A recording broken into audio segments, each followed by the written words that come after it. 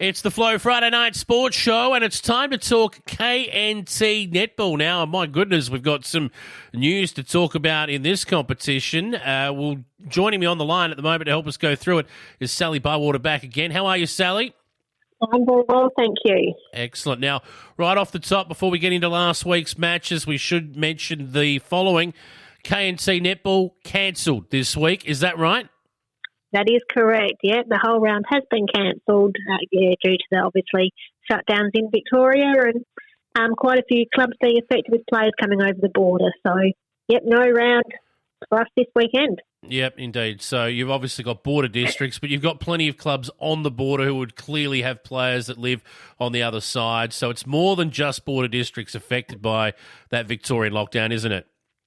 It is definitely at Boytown, we're on the border. We haven't got as affected as that. We have a few, and then you think of Kyber, Bylight, border districts, Penola, or even Narraport. So probably half your clubs will be affected in some way. So, yeah, probably a good decision to make. Yep, fair enough. So let's go back to last round of matches, though. We had a Friday night game, I believe. 6 p.m. Friday night, Mundalla took on your Bordertown. How did that game go?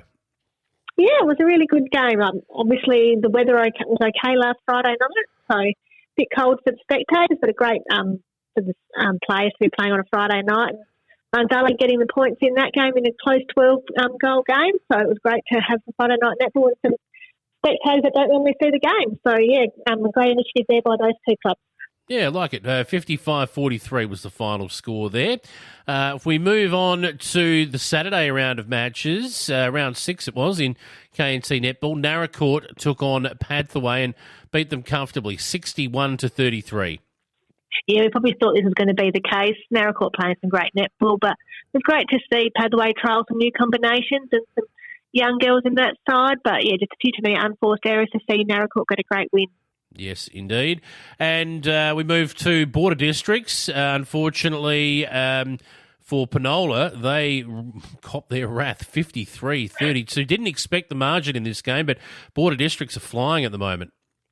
Well, absolutely. That was probably, obviously border districts haven't lost that game yet, but Penola were 2-2 before this game, so they were probably hoping they'd get a reasonable game, but great win here by 20 goals to Border District, who are looking really well this year, so good on them. Yep, they are. And Lucendale, another good win for them too over Kyber Bylight. This was at Lucendale, and the home side prevailed 49-39. Kyber, good performance again. They just can't get over the line at the moment, Kyber. No, they can't. They're obviously, not too far out of these games, and only 10 goals going down to Lucendale, who are playing some great netball as well, and some young youth in there for Lucendale, and again, Charlie Hodges playing well for Kyber. Yeah, that's right. So that leaves us now looking at a ladder which looks like this. So on top of the ladder, we've got Keith on percentage from border districts. So both teams, 5 wins, no losses so far. Lucendale, 4 wins and 1 loss from 5 games played. Narraport have actually played 6 matches. They're 4-2, so they're back in 4th spot. And the top 5 is rounded out by Penola now, with 3 wins and 2 losses. Outside of the top 5, we've got Mundalla on 2 wins and 3 losses.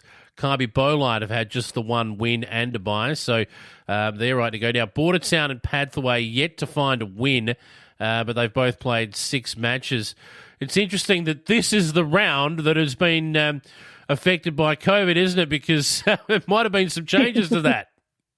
That's exactly right. I know Boytown and Pathway are obviously going to have their match-up, so one of them was going to win this round. So, obviously not much we can do, and hopefully we get to play that round again later in the season, so these clubs still get to make that. So, we look forward to having a nice weekend off, and, all our thoughts obviously with those Victorians in lockdown again. That's right, and they are. And it's, border districts were due to play Keith, so one of the undefeated sides would have not been undefeated, and one of the winless sides would have had a win, but it's just, nobody's fault. It is what it is. But what happens from here? How does the association now decide what happens next?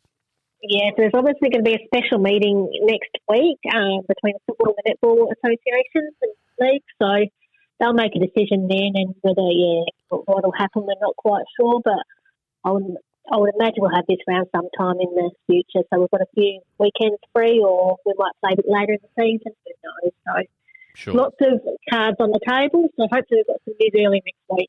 All right. Well, we'll talk to you about that next week. We'll also have a look at some of the other grades that we don't normally get a chance to have a look at in terms of KNT netball. We'll go through and see some of the other ladders and talk about where clubs are positioned. But for now, we'll leave it there. Enjoy the weekend off, I guess, Sally, and we'll catch up with you next week.